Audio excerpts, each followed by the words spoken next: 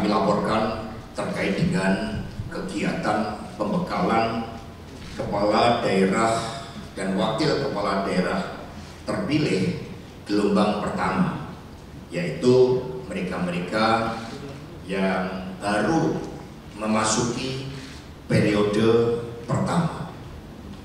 Kemudian kami laporkan bahwa ini juga sebagai pembekalan agar nanti ketika mendapatkan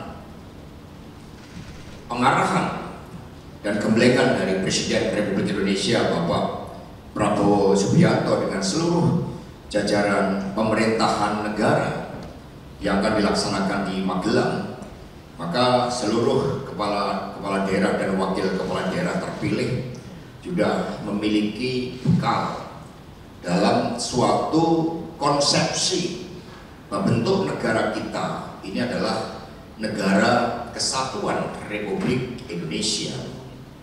Di dalam negara kesatuan, bukan negara federal, sehingga seluruh pemerintah daerah tentu meskipun mereka dipilih secara langsung dan memiliki suatu visi misi dalam suatu kebijakan nasional pembangunan negara, harus meletakkan dalam suatu kesadaran sistem politik kita, bentuk negara kita, di mana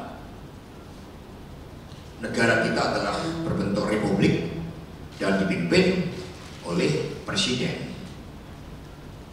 Meskipun presiden dicalonkan oleh partai politik atau gabungan partai politik, tetapi ini adalah suatu mekanisme demokrasi tentang bagaimana presiden dan wakil presiden dipilih secara langsung dan mendapatkan legitimasi dari rakyat untuk masa jabatan 5 tahun fix term.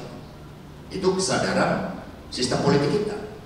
Dan presiden, wakil presiden memiliki suatu visi misi, dan kemudian setelah presiden wakil presiden terpilih, maka visi misi ini dinyatakan di dalam suatu undang-undang tentang pembangunan rencana pembangunan jangka menengah 5 tahun, yang artinya sebagai undang-undang mengikat kita semua, mengikat seluruh kepala daerah dan di tingkat provinsi maupun kabupaten kota, dan mengikat seluruh warga negara Indonesia untuk tunduk sepenuhnya pada undang-undang itu. Dengan demikian harus dibedakan antara suatu proses elektoral dan kesadaran tentang tata pemerintahan negara yang diatur oleh konstitusi. Dengan adanya pembekalan ini, maka nantinya akan ada upaya untuk saling mengintegrasikan. Dan PD Perjuangan, tadi Mas Jarod sudah memberikan suatu penjelasan bagaimana visi misi dari PD Perjuangan, dari seluruh kader-kader PD Perjuangan yang menjadi kepala daerah dan wakil kepala daerah itu dipersiapkan, diturunkan berdasarkan amanat ideologi Pancasila, konstitusi negara, dan juga prinsip-prinsip mewujudkan Indonesia yang berdaulat di bidang politik, berdikari di bidang ekonomi, dan berkepribadian dalam kebudayaan.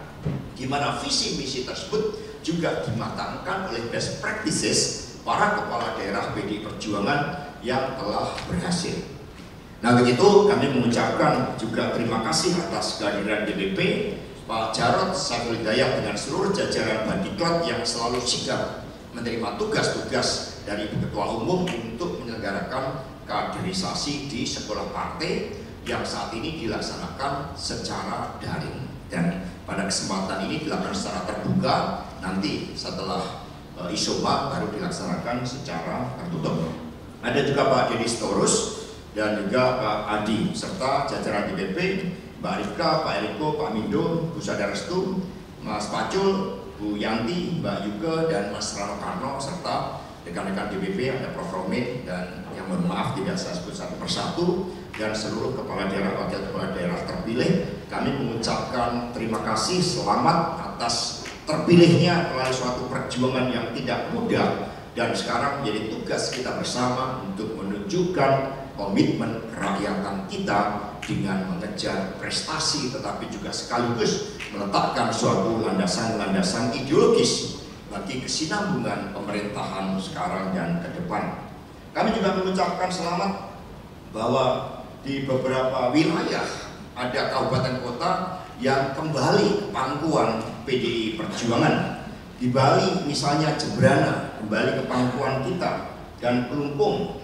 Di Banten misalnya kota Tangerang, di Bengkulu, Provinsi Bengkulu, kemudian DKI Jakarta juga kembali ke pangkuan PDI Perjuangan, perjuangan yang tidak mudah. Di Jawa Barat, Depok, kota Depok ini memberikan suatu ruang bagi kita agar kota Depok dengan seluruh warna kebangsaannya, dan di situ ada City of Intellect Universitas Indonesia.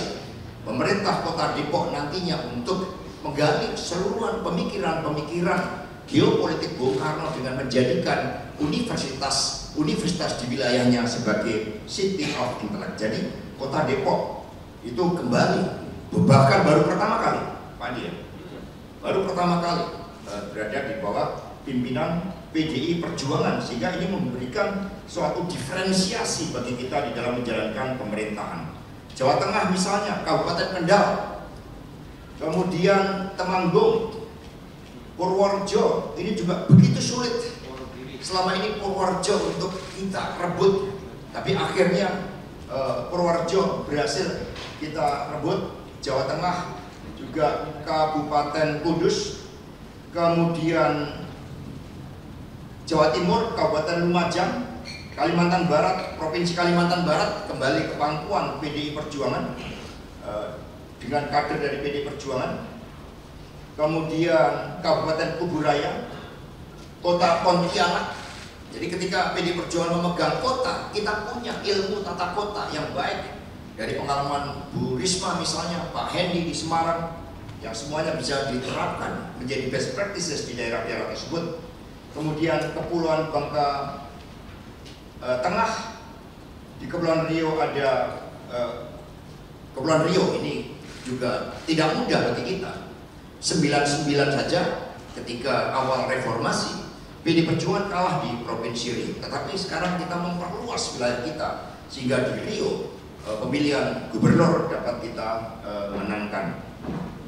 Demikian pula di beberapa daerah yang saya sebut yang kembali ke pangkuan PDI Perjuangan di Nusa Tenggara Timur seperti Sabu, Raijua, itu juga sangat sulit untuk kembali ke pangkuan PDI. Di Papua, Provinsi Papua berhasil kita menangkan, kita memperluas basis PDI Perjuangan di wilayah Papua, dan di Sumatera Barat di Kabupaten Pasaman ini juga memperluas basis dari PDI Perjuangan. Dengan demikian, bagi daerah-daerah yang merupakan perluasan basis PDI Perjuangan, para kepala daerah, wakil kepala daerah untuk jangan ragu-ragu berkonsultasi dengan DPP, melakukan studi banding dengan seluruh jajaran kepala daerah dari PDI Perjuangan.